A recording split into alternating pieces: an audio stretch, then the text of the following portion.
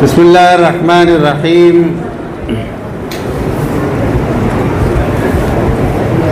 الحمد لله رب العالمين، والصلاة والسلام على أشرف المرسلين وعلى آله وعلى صحابته الطيبين الطاهرين. أما بعد، فقد قال الله سبحانه وتعالى في محكم تنزيله: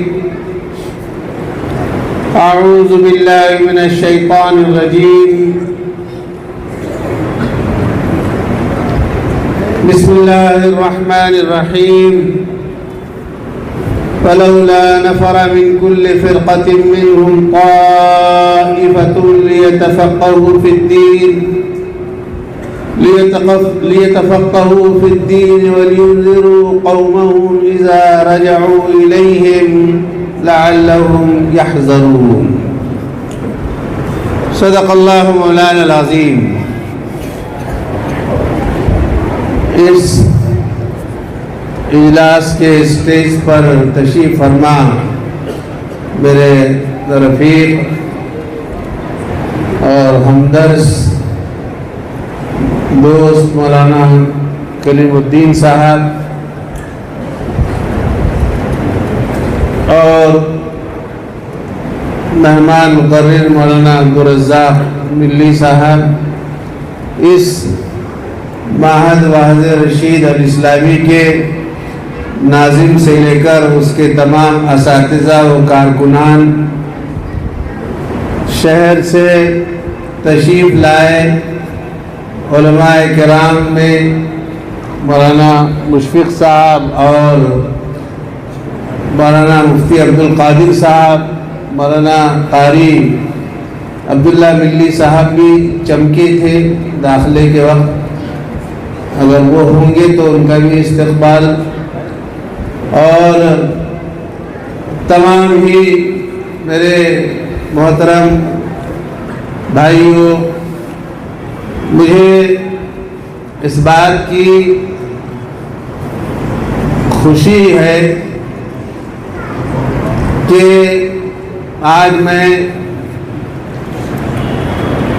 معہد واحد رشید الاسلامی کے اس سالانہ جلسے میں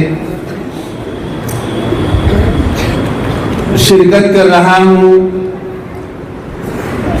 ویسے یہاں کے جو اساتذہ ہیں وہ میرے لیے نئے نہیں رہے، اور اتنی کم پیریڈ میں 2019 سے لے کر 2024 کا بھی آغاز ہے. محض 3 سے 4 سالوں میں کہ ایک نو مولود بچہ اس عمر میں بمشکل گھر کی چوکھٹ سے باہر نکلنے لگتا ہے اور اپنی توتلی زبان میں مافی ضمیر کے اظہار کی اتنی ہی کوششیں کرتا ہے جتنی اس کی اپنی ذات کے مفاد میں چیزیں ہوتی ہیں. اس کے مانگنے اور طلب کرنے یا اپنی مطلوبہ اشیاء کی طلب میں وہ اپنی زبان کھولتا ہے. اس سے زیادہ نہ اس کی فکر اس کا ساتھ دیتی ہے اور نہ ہی زبان اور عقل اس کے لیے الفاظ اور معانی ڈھونڈ کر لا سکتی ہے. یہ بات میں اس لیے عرض کر رہا ہوں کہ 4 سال کے عرصے میں اگر کسی ادارے کا طالب علم عربی زبان میں اپنے مافی ضمیر کا اظہار کر سکتا ہے، اگر کسی ادارے کا طالب علم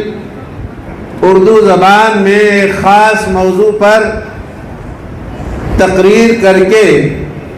ڈھیر سارے انعام کا مستحق ہو سکتا ہے، اور کوئی طالب علم اگر اس کتاب عزیز کے سورہ فاتحہ سے لے کر والناس تک اور ناس سے لے کر پھر المفلحون تک اگر وہ کتاب عزیز کو اپنے سینے میں اور دماغ کے خلیوں میں اور نگاہ کے اپنی آنکھوں سے اس کو لگاتا ہے اور اس کو اپنے اندر محفوظ رکھتا ہے، تو میں سمجھتا ہوں کہ اتنے مختصر سی مدت میں اتنے ڈھیر ساری چیزوں کے آنے کے پرے اور اس کے پیچھے جہاں صرف اور صرف اساتذہ کا دخل ہے اور ان کی محنتیں اور کاوشیں اس میں کار فرما رہی ہیں، وہیں اس محلے اور اس مسجد کے ذمہ داران اور اس نواب پورے کا وہ طبقہ جو اسلام سے، دین سے، قرآن سے، طلباء سے، علماء سے، اساتذہ سے، دینداروں سے، دعوت سے، تبلیغ سے اور اسلام کی وہ تمام چیزیں اور وہ پورا دائرہ جس سے مل کر مکمل اسلام بنتا ہے، ان کی مدد اور ان کے تعاون کے لیے آگے بڑھتے رہے ہیں، تو وہ بھی میرے نزدیک قابل مبارکباد ہے۔ یہ طلباء، بہت سے لوگ جنہوں نے عربی کی تقریر سنی، مجھے پتا ہے وہ اتنا عربی زبان سے واقفیت نہیں رکھتے ہوں گے، لیکن اردو زبان پر قرآن کریم پر مکمل ایک طالب علم تقریر کی، وہ تو ہم سمجھ سکے ہیں اور وہ تو ہم نے سمجھا ہوگا۔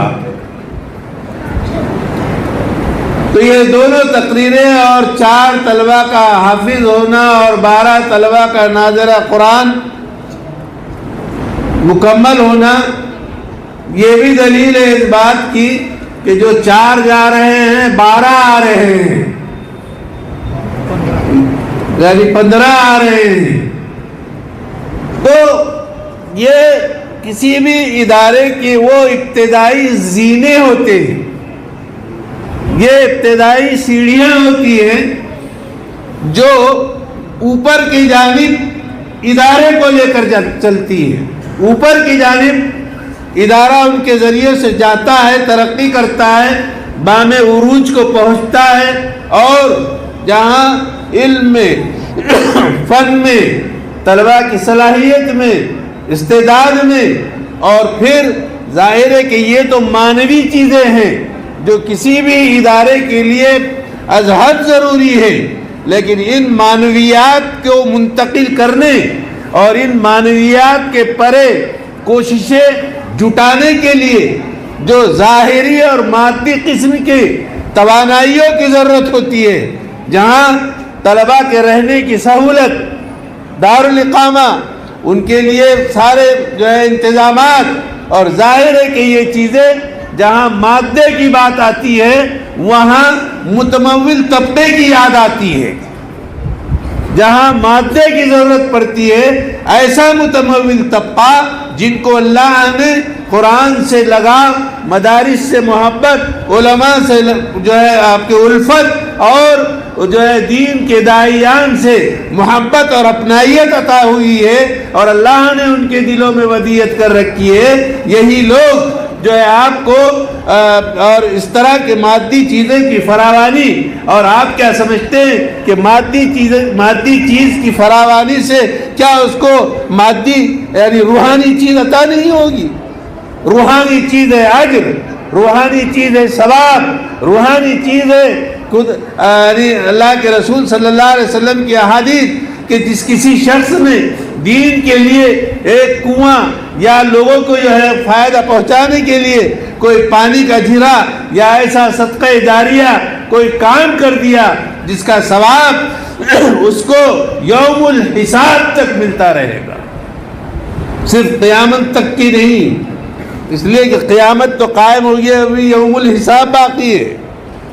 یوم الحساب جب اس کی باری آئے گی اور اللہ تعالی میزان اس کے نامہ اعمال میں جب ڈالیں گے اور یہ آئے گا تو وہیں پر دھڑ سے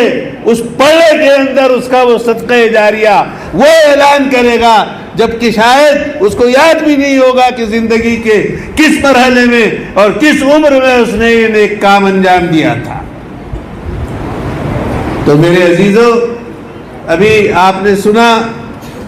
مولانا عبدالرزاق صاحب وہ ایک بات انہوں نے کہی، اور گفتگو میں اس طرح کی بات ہوتی ہے آتی ہے، در حقیقت مراد یہ نہیں ہوتا ہے، وہ مادہ مراد نہیں ہوتا ہے، بلکہ اس مادے کو بیان کر کے مانوی حیثیت کو اجاگر کرنا ہوتا ہے۔ تو میں اس سے بھی اور آگے، یعنی مولانا نے تو 1 کروڑ کی بات کہی، میں کروڑوں کی بات کرتا ہوں کہ ایک حافظ قرآن کو وجود بخشنے کے لیے عبدالرزاق صاحب نے کہا کہ اگر کوئی شخص 1 کروڑ روپیے اس راہ میں جٹا دے تو بھی اس کے لیے ہیچ ہے، یعنی کوئی معنی نہیں رکھتے 1 کروڑ۔ ہر وہ مادی چیز جس کا تقابل روحانیت سے ہو، اس مادی چیز کے اندر کوئی وزن نہیں ہوتا۔ ہمیشہ مانوی چیز وزنی ہوتی ہے، اور مانوی چیز یہ ہے کہ اس کے سینے میں قرآن ہے، اس کے سینے میں پورا دین ہے، اس کے سینے میں پوری تعلیم ہے، اور وہ پورا محفوظ ہے، کوئی شخص اس قرآن کو اس سے چھین نہیں سکتا۔ یہ مانوی دولت ہے، اور مانوی دولت کا عوض کوئی مادی دولت نہیں ہو سکتے۔ اس لیے اچھا، پھر جہاں یہ بات درست ہے اور صحیح ہے، وہی جہاں مانویات کو آگے بڑھایا جاتا ہو، جہاں اجر و ثواب کی بھٹیاں لگتی ہو، جہاں ثواب اور نیک اعمال کرنے کے کارخانے کھلے ہوں، وہاں پر ایسی جگہوں پہ جا کر ان لوگوں کا یہ کام بنتا ہے، فرض بنتا ہے، دینی فرض بنتا ہے، اخلاقی فرض بنتا ہے کہ وہ ایسی جگہوں پر جائیں اور اپنی بساط بھر، اپنی قدرت بھر، اپنی طاقت بھر، اپنی وسعت بھر جو تعاون وہ کر سکتا ہے وہ تعاون کرنے کی کوشش کرے۔ میں نہیں چاہتا کہ بہت لمبی بات کہوں اور کروں، لیکن میں آپ کی توجہ موجودہ حالات کی طرف مبذول کرانا چاہتا ہوں کہ جو حالات ہمارے اس ملک میں پیدا ہو رہے ہیں یا پیدا کیے جا رہے ہیں، اور جو عالم یعنی ہندوستانی اہل ایمان کے ساتھ میں ہے، جو سلوک روا ان کے ساتھ میں کیا جا رہا ہے، ان کے دینی اداروں پر جس طرح سے لالچی نظر سے اس کو دیکھا جا رہا ہے، بلکہ ایک حاقدانہ نظروں سے دیکھا جا رہا ہے، ان کے مساجد پر ایک عجیب قسم کی جو ہے نظر ان کے ذہنوں میں وہ نظر ان کے ذہنوں میں پلان بنا رہی ہے کہ کس طرح سے اس کا قلع قمع کیا جائے اور کس طرح سے اس کا وجود مٹایا جائے۔ آپ یاد رکھیے کہ ان اہل ایمان جو اسلام کے بارے میں جو کچھ بھی جو ہے آپ کی تیاریاں چل رہی ہیں وہ چلتی رہے، ہمیں اس سے غرض نہیں ہے، لیکن ہم کو غرض اس سے ہے کہ ایمان ہمارا اتنا مضبوط ہو اور ایمان اتنا پختہ ہو کہ ہمیں ایمان کے سامنے جان کی کوئی پرواہ نہیں کرنی چاہیے، اس لیے کہ اصل ایمان ہے، جان کوئی معنی نہیں رکھتی۔ ایمان وہی انسان کی پونجی ہے، وہی انسان کی کنجی ہے، اور وہی انسان کو اللہ کے نزدیک سرخروئی عطا کر سکتی ہے۔ ایمان نہیں تو کچھ نہیں۔ اسی لیے اللہ کے رسول نے تمام دعاؤں میں جہاں بھی آپ سے دعائیں معصور ہیں، منقول ہیں اور مروی ہیں، تو آپ صلی اللہ علیہ وسلم نے ہر جگہ پر اپنے ایمان کی حفاظت اور ایمان کی بقا اور اسی پر اختتام کی دعا فرمائی ہے کہ نہیں فرمائی؟ تو یہ چیز بہت معنی رکھتی ہے۔ اور آپ کیا سمجھتے ہیں کہ ہم جس ملک میں رہتے ہیں اس ملک میں کیا بس ہم یوں ہی رہ رہے ہیں اور ہم پر جو ہے آپ کے چیلوں اور کووں کی نظریں نہیں ہیں؟ ہاں، ہم پر چیل اور کوے نظریں رکھے ہوئے ہیں، ہاں، لیکن ہم کو عقاب بننا ہے، ہم باز بننا چاہتے ہیں، اور چیل اور کووں کی اڑان بہت نیچے ہوتی ہے اور عقاب اور باز وہ فضاؤں میں جاتا ہے، اتنا اونچا جاتا ہے کہ وہ بہت اوپر سے کووں اور چیلوں کے اوپر نظر رکھتا ہے اور ان کا شکار بھی کرتا ہے۔ اسی لیے تو شاید اقبال نے کہا تھا کہ عقابی روح جب بیدار ہوتی ہے، جب نوجوانوں میں نظر آتی ہے ان کو اپنی منزل آسمانوں میں، تو یہ عقابی جو ہے نظر اور عقابی روح جو چیزیں ہیں، یہ یعنی حوصلہ مندی، بلندی اور ترقی کا جو ہے گویا وہ معنی اور مفہوم، یہ بہت بنیادی چیز ہے۔ میرے عزیزوں، میں شاید کل یا پرسوں نئے گاؤں میں بھی میں نے حوالہ دیا تھا مولانا ارشد مدنی صاحب کی اس تقریر کا۔ میں چاہتا ہوں کہ آج کے ان حالات کے پیش نظر، چونکہ ہمارے بڑوں نے جو بات کہی، نہیں کھانسی ہو رہی ہے،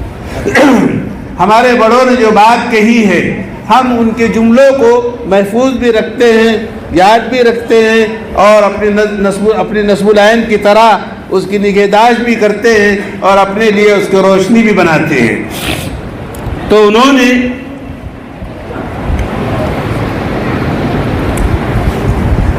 ایک جگہ تقریر کرتے ہوئے کہا تھا کہ پوری دنیا اس وقت پل پڑی ہے، اسلام، ایمان، مسلمان، ان کے اوپر جو ہے آپ کے چاہتی ہے کہ کسی طرح ان کو جو ہے نعوذ باللہ نیست و نابود کر دے، ان کو اس روئے زمین سے ان کا خاتمہ کر دے، وہ یہ چاہتے ہیں۔ لیکن کاش انہوں نے کم سے کم قرآن کا مطالعہ ہی کیا ہوتا، اس سے قطع نظر کے ایمان لاتے یا نہیں لاتے وہ تو بات کی چیز ہے، لیکن کاش وہ قرآن کریم کا مطالعہ کرتے تو ان کو پتہ چلتا کہ اللہ رب العزت نے یہ دین جن لوگوں کے لیے عطا کیا ہے، اور اس دین کو جو لوگ اپنانے والے اور قبول کرنے والے ہیں، ان کا دین اس سرزمین میں کب تک کے باقی رہنے والا ہے، یہ اعلان قرآن کریم میں اس بات کا اعلان آیا ہے۔ تو تم کیا، تمہاری اوقات کیا، تمہاری طاقت کیا کہ تم اس قوم کو اس روئے زمین سے ان کا ملیا میٹ کر سکو؟ کیا انہوں نے کہا؟ مولانا ارشد مدنی صاحب نے کہا کہ جو لوگ اس کو نیست و نابود کرنے کی بات کرتے ہیں، انہوں نے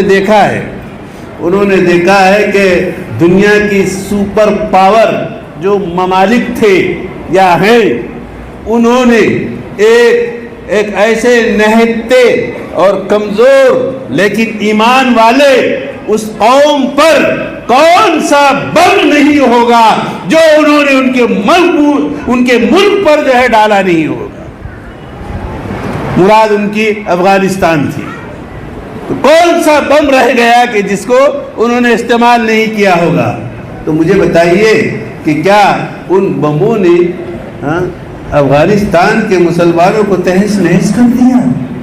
کیا ایمان اور اسلام سرزمین افغانستان سے ختم ہو گیا؟ جی، کیا اب اس کے نشانات وہاں افغانستان میں باقی نہیں رہے؟ جبکہ کتنے بم برسے، کتنی زمین اجڑی، کتنے جو ہے وہاں پر پہاڑوں کو بموں کے ذریعے سے نقصان پہنچایا گیا، لیکن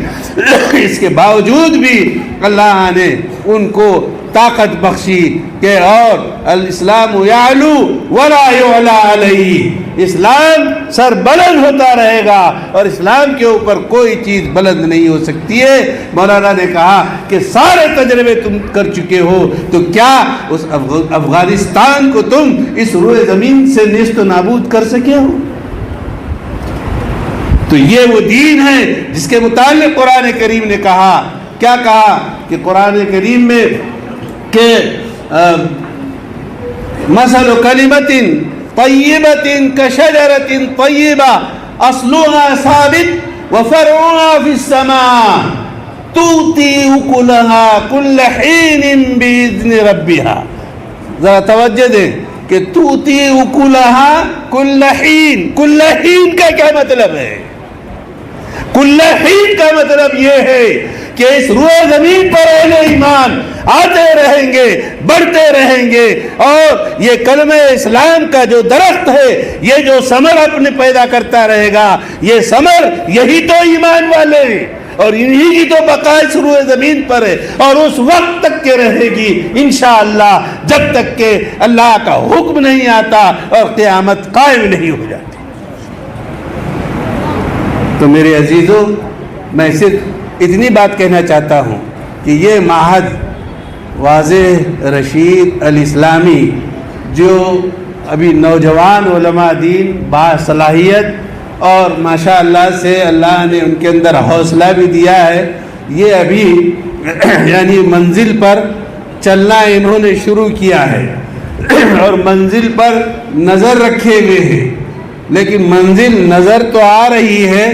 لیکن مسافت بڑی دور ہے. اب اس مسافت پہ چلنے کے لیے جہاں ان کی جسمانی طاقت ان کا ساتھ دے گی، وہیں معنوی قوت کی فراہمی وہ ہم جیسے اور آپ جیسے لوگوں کے ذریعے سے ہوگی، جو ان کو منزل مقصود تک کے پہنچانے میں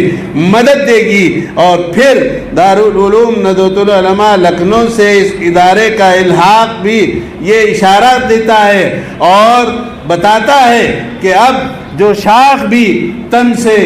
جڑ جائے اور اس تن کے اوپر اپنی بیل کو ڈال دے، تو معلوم ہے کہ اس تنے پر بیل اس تنے کو اپنے لپیٹ میں لے لیتی ہے اور اس پر چھانے کی کوشش کرتی ہے. تو یہ ہمارے بچے بھی اسی کے فرزندان میں شمار ہوں گے، جس کا نام ندوۃ العلماء ہے، اور اس کا نام پوری دنیا میں ہے، اور ہر زبان میں ان کے فرزندان کی محنتیں ہیں اور ان کی کاوشیں ہیں.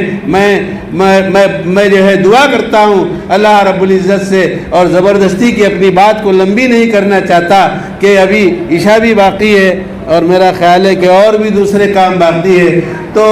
میں آپ تمام لوگوں سے اس بات کی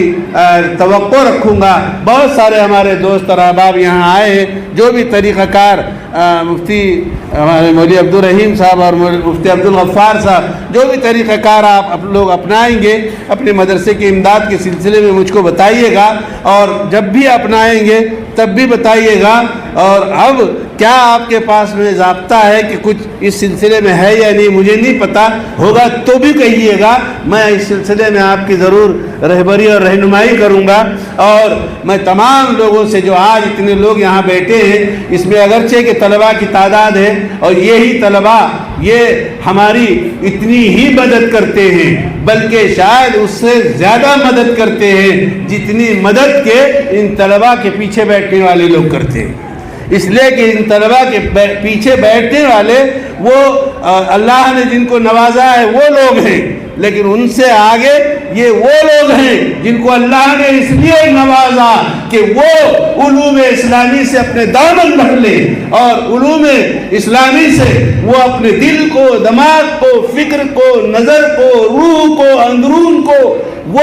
چمکانے والے بنے، اور اس کے وہ داعی بن کر نکلے، اور اس امت مسلمہ میں وہ عالم بن کر ابھرے اور مفتی بن کر جو ہے آپ کے گرجے، اور جو ہے ایک مقرر بن کر ان کے سامنے ظاہر ہو اور ان کی رہبری اور رہنمائی کرتے رہے. میں دعا کرتا ہوں اور ان لوگوں سے جو ہے آپ کے ان کا شکریہ بھی ادا کرتا ہوں کہ اس سے پہلے بھی اگرچہ کہ انہوں نے مجھے یاد کیا تھا اور میں کچھ مصروف بھی تھا، وہ یاد کرتے ہیں، میں ہی ذرا بھول جاتا ہوں. اس لیے ان سے توقع یہ رکھتا ہوں کہ انشاءاللہ یہ ادارہ ابھی جنگی میرا خیال ہے کہ روم کی تنگی ہے اور ہاسٹل کی بھی تنگی ہے، تو تنگی میں تو قدم ہی آپ نے رکھا ہے، اور جب تنگی میں کوئی قدم رکھتا ہے تو اس تنگ کو کشادہ بنانے کی طاقت بھی رکھتا ہے، اس کو وسیع کرنے کا حوصلہ بھی رکھتا ہے. اور وسیع ہونا یہ کوئی بڑی بات نہیں ہے. توجہ آپ کی اللہ کی جانب ہو، مانگنا آپ اپنے رب سے چاہیے، اور آپ لوگوں کو اس طرف توجہ دلاتے رہیں. کیا بعید ہے کس کے جی میں کیا بات ابھرے اور کس کا دل کیا جو ہے آپ کے کر گزرے, اور اس پر اللہ اس کو جو انعام سے نوازے وہ خود بھی تصور نہیں کرے گا. اللہ پہ بھروسہ رکھیں اور اللہ پر اعتماد رکھیں, محنتوں کو جاری رکھیں, کوشش سے صرف کرے اور خود ایک جٹ ہو کر اپنی محنت کرے اور اس گھوڑے کی طرح بنے جس گھوڑے کو ٹانگے میں جوتا جاتا ہے اور اس کے آنکھوں کے بازو میں پٹیاں اس لیے لگا دی جاتی ہے تاکہ وہ اپنے کام میں مخلص رہے, ادھر ادھر نظریں نہ ڈالے اور وہ سیدھا سیدھا سامنے چلتا رہے. اسی طرح آپ اپنی منزل کو سامنے رکھیں اور اپنے اس مقصود کو حاصل کرنے کی کوشش کریں. مجھے امید ہے کہ اللہ رب العزت آپ کو کبھی محروم نہیں رکھے گا, نہ مایوس کرے گا, اور آپ کا اخلاص انشاءاللہ آپ کو وہ دنیاوی اعتبار سے بھی عروج عطا کرے گا اور اخروی اعتبار سے بھی اللہ آپ کے اس ترازو کے پلڑوں کو خوب خوب بھاری اور بوجھل بنا دے گا. وما ذلك علی اللہ بعزیز. ھذا وباللہ التوفیق وآخر دعوانا ان الحمد للہ رب العالمین.